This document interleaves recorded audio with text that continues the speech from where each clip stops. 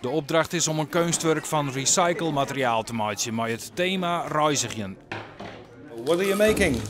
Yeah, I'm just making like a spaceship. A spaceship? Yeah. Aha. You've done that before? No, I didn't make it before, but I want to try it. How you like being here? It's very good, Yeah.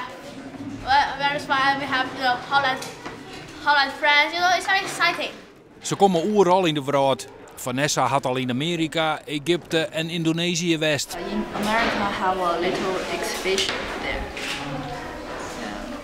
So you see a lot of the world. Yeah, a lot, I think. You like that? Yeah, I love. Een squalle maar reizen door de hele wereld is vanzelfsprekend voor de rijkere Chinezen.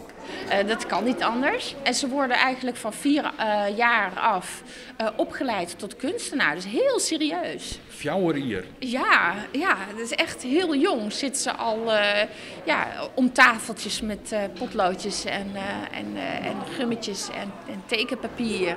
Wij zeggen er wat raadje aan dat hij een van 4 jaar als zijn hele toekomst in volle krijgt. Nou, volgens mij zijn ze nu wel heel hedendaags bezig. Maar het is wel een mentaliteitskwestie, denk ik. Het is heel anders dan hier in Nederland, waar kinderen heel vrij worden opgevoed. En allerlei speelsere manieren krijgen om dingen te leren. Maar je ziet nu door de samenwerking, je ziet het achter, je ziet het hier naast je, dat dat eigenlijk niet zo verschilt.